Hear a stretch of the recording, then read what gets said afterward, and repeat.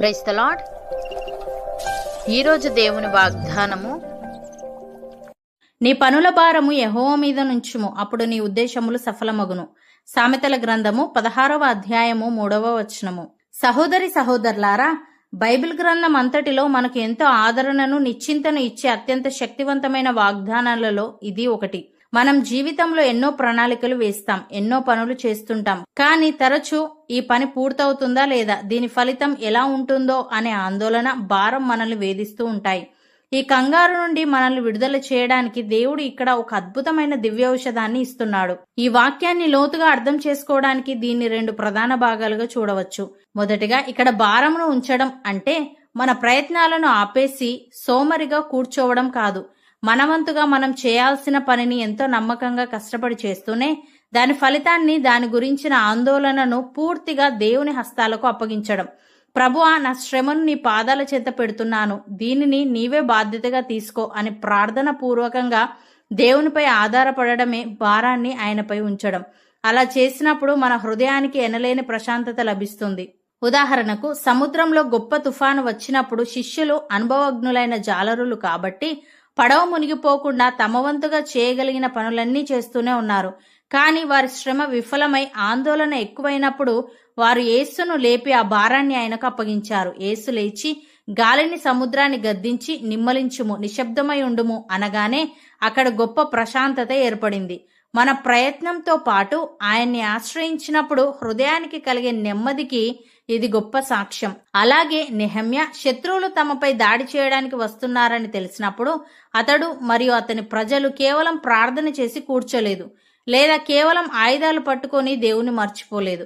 వారు రెండూ చేశారు. అయితే మేము మా దేవునికి ప్రార్థన చేసి వారి భయము చేత రాత్రింబగళ్ళు కావలి వారిని ఉంచితిమి అని ఉంది. వారి చేతుల్లో ఆయుధాలు, గుణపాలు ఉన్నాయి, కానీ వారి హృదయం మాత్రం దేవుని రక్షణపై ఆధారపడింది. ప్రియులారా, దేవునిపై భారం వేయడం అంటే బాధ్యతల నుండి పారిపోవడం కాదు, బాధ్యతలను దేవునితో కలిసి పంచుకోవడం. తుఫానులో శిష్యుల వలె మన పడవ మునిగిపోకుండా మనం పోరాడాలి. నెహెమ్యా వలె చేతుల్లో ఆయుధాలు పట్టుకొని కావలి కాయాలి. కానీ ఆ శ్రమ అంతటి మధ్యలోనూ జయము ఇచ్చేవాడు దేవుడే అనే నిశ్చలమైన నమ్మకం మనకు ఉండాలి. మన శాయశక్తుల కష్టపడి మోకాళ్ళ మీద నిలబడి, ప్రభువా, నా శ్రమను నీ పాదాల చెంత పెడుతున్నాను, దీనిని నీవే బాధ్యతగా తీసుకో అని ఎప్పుడైతే సంపూర్ణంగా ఆయనకు అప్పగిస్తామో అప్పుడు మన హృదయ భారం అంతా దిగిపోతుంది.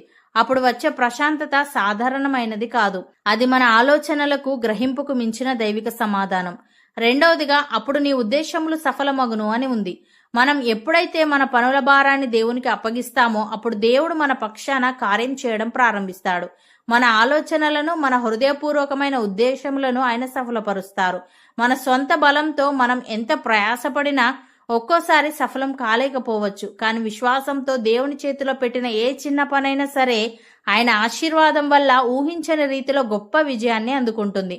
ఉదాహరణకు, ఒక చిన్న బాలుడి దగ్గర 5 యవల రొట్టెలు, 2 చిన్న చేపలు మాత్రమే ఉన్నాయి. అంత పెద్ద జనసమూహానికి అది చాలా అల్పమైనది.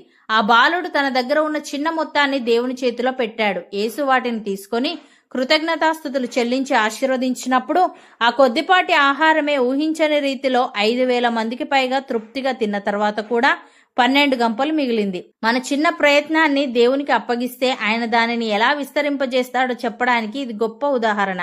అలాగే కరువు కాలంలో విధవరాలి దగ్గర ఉన్నది కేవలం ఒక పూటకు సరిపడా పిడికెడు పిండి, కొంచెము నూనె మాత్రమే.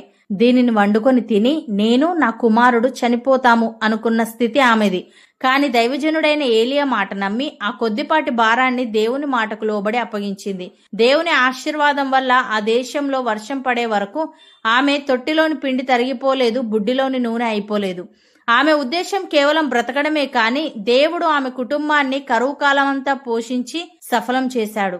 ప్రియులారా, దేవుని చేతిలో పెట్టబడిన ఏది కూడా చిన్నదిగా మిగిలిపోదు. ఆ చిన్న బాలుడి చేతిలో ఉన్నప్పుడు కేవలం ఒకరికే సరిపోయే 5 రొట్టెలు యేసు చేతికి అందగానే 5,000 మంది ఆకలిని తీర్చాయి. విధవరాలి దగ్గర ఉన్న పిడికెడు పిండే దేవుని మాటకు అప్పగించినప్పుడు కరువు కాలమంతా ఆమె కుటుంబాన్ని పోషించింది. పరిస్థితులు ఎంత కఠినంగా ఉన్నా, మనకు ఉన్న వనరులు ఎంత అల్పంగా అనిపించినా వాటిని మన సొంత బలంతో కాకుండా విశ్వాసంతో దేవుని హస్తాలకు అప్పగించినప్పుడు ఆయన తన దైవిక ఆశీర్వాదాన్ని దానికి జోడిస్తాడు. మన పరిమితులను ఆయన అపరిమితమైన శక్తితో భర్తీ చేస్తాడు. సహోదరి సహోదరులారా, ఈ రోజు దేవుడు మనకి ఇస్తున్న సందేశం చాలా స్పష్టం. శ్రమ మనదైతే సఫలపరిచే బాధ్యత దేవునిది. ఎప్పుడైతే మనం నెహెమ్యా వలె శిష్యుల వలె మనవంతు బాధ్యతను నమ్మకంగా నెరవేరుస్తూనే ఆ పనుల ఫలితాన్ని దేవుని హస్తాలకు అప్పగిస్తామో అప్పుడు ఆయన కార్యం చేయడం ప్రారంభిస్తాడు. అలాగే మన దగ్గర ఉన్న సామర్థ్యం చాలా చిన్నదే కావచ్చు, కానీ దానిని ఆ సర్వశక్తిమంతుడైన దేవుని చేతిలో పెట్టినప్పుడు ఆయన తన అపరిమితమైన ఆశీర్వాదాన్ని దానికి తోడు చేస్తాడు.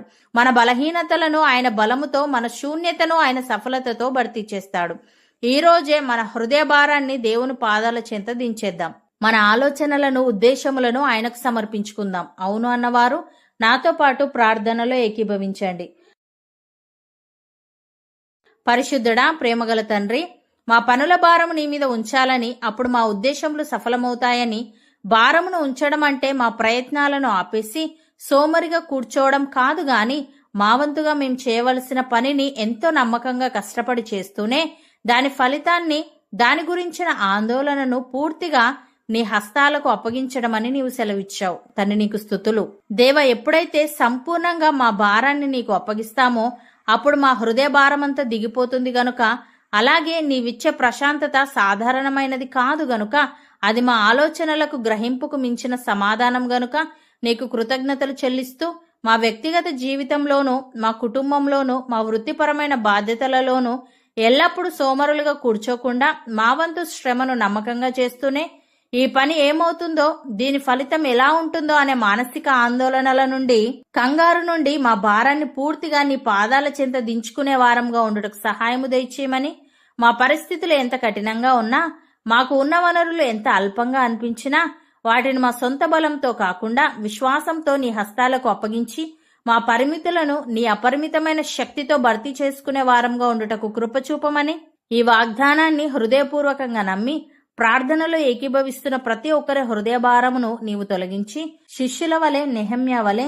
వారిని కార్యశూరులుగాను ప్రార్థనా పరులుగాను స్థిరపరిచి, ఆ చిన్న బాలుని వలె వారికున్న అల్పమైన వనరులను ఆశీర్వదించి, వారి ఇల్లు, వారి వృత్తి, వారి ఉద్దేశములన్నీ నీ పరలోకపు సమృద్ధి అయిన విజయములతోనూ నెమ్మదితోనూ నింపబడినట్లు చేయమని యేసుక్రీస్తు నామమున ప్రార్థిస్తున్నాము తండ్రి. ఆమెన్.